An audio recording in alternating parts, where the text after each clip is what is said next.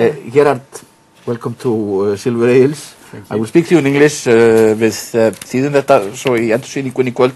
You are here on behalf of the claimants, the people in Holland who put their money into iSafe. Yeah, as you know, UK, everybody got reimbursed, everybody got their money back. In Iceland, everybody could go to a new bank, immediately got their own money back. In the Netherlands, the government decided that everybody above 100,000 euros wouldn't get any reimbursement. So, although they're ordinary savers, people with pension funds, study funds for their children, my money, which is still lacking, was meant for a development project for farmers in Kenya. And so there's a lot of anger among those savers on the fact that they missed their money. You have not gotten your money back? No, and I think it will take a long time and a lot of effort in order to get it back. How many people are representing? In the Netherlands, there are 300 of those deposit holders that had more than 100,000 on their accounts. 300? Yeah.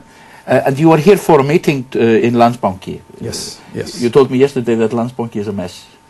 It's a real mess. Well, you can imagine, if I have to believe all the stories that are on the table, you look at the depreciation. There used to be a huge amount of money available with all kind of loans, but there's no collateral somewhere or another. So now the value has diminished. Yeah. So everybody's very anxious to know whether there will be left something at the end, if or not only the Icelandic government, because they have to repay the Dutch and the UK government. So there's a claimants meeting tomorrow? Yeah, there's a claimants meeting, yeah. Yes. First of all, there will be the latest status on how much money there is. And then there will be a claimants meeting afterwards, who's going to agree with the claim, who's going to disagree with the claim, and what happens with all kind of appeals. But basically, in your view, I think Iceland protected its customers, its citizens, well, and told other people to sort off. Well, the strange thing is there's a contradiction in that. First of all, the European rules, via the EFTA, Iceland had access to all the European countries for free banking.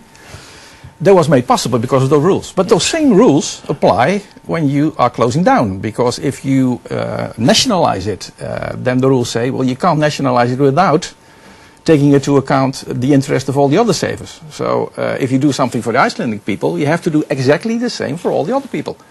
And that's what's missing. And we had conversations with the government on that discrimination aspect, but nobody's doing anything. They're just inactive. Maybe they think a little bit of an ostrich strategy. You put your head under the ground, and then maybe it will go away. So you feel discriminated against? It's the most principal discrimination you can ever have, yes, according to the European rules. That's why Europe was set up, to be on equal basis on the commercial and the financial services, and that's not being done. They profited of all the advantages, but now that the disadvantages came up, they say, well, that's not for us. But because of the emergency law, you can sue the banks?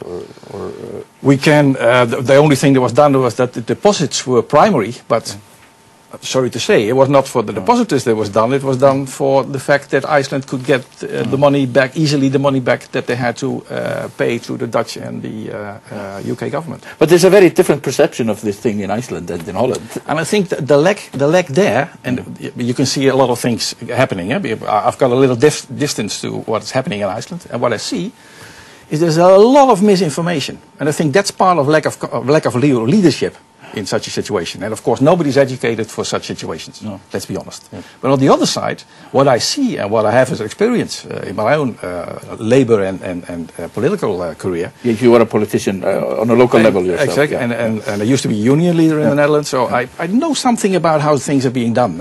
And being Dutch, we're dependent upon a lot of abroad. Everything that is being done in the Netherlands has a perspective to an international affair. Then you see what is happening here is there's a lot of misinformation, a lack of leadership in that. For instance, these are the questions that were stated last week in Dutch Parliament on the iSafe deal. I'm pretty sure that nobody in Iceland knows what's in it. No. Nobody.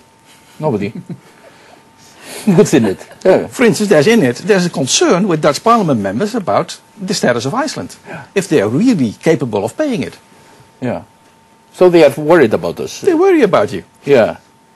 But since nobody is having contact with anybody, I know there's nobody of the Althinghi had ever contact with members of parliament in the Netherlands. Nobody. There seems to be a lack of sort of creativity in this situation. The problem with Iceland, I think, is it's so inside bent, it's so inside oriented. Yeah. Despite the fact everybody speaks English, most of the people have an education abroad, but nobody is in it. What I would have done, Yes. for instance, I know in my network, Bill Clinton is in my network. I would have phoned him and said, Bill, I've got a problem. Yes. There's a full country that needs new marketing. Can you do something? Yeah. Have somebody that's really worthwhile at international level handle the case. But at the same time, what I suggested to the Dutch government, but they didn't get any response to that, Netherlands is, for instance, the energy distribution center of the whole of Europe. We had a lot of gas in our ground. It was gone. Now we're importing through a direct pipeline from Russia the gas. It's being stored in the Netherlands. We have got electricity cables to Scotland and to Norway in order to do the distribution. So we know a lot about energy. Why not talk on an economic level with each other? Well, how can we help each other? Yes. It's not a question of 1.3 billion for the Netherlands. It's the question of how can you help each other. But nobody ever asked those questions. Your prime minister asked for a meeting. She didn't even get an answer from Brown and from our prime minister. So that's the status of how you're being mentioned. Yes. And how you're being felt. So something has to happen there in order to be at least on an international level and be trustworthy.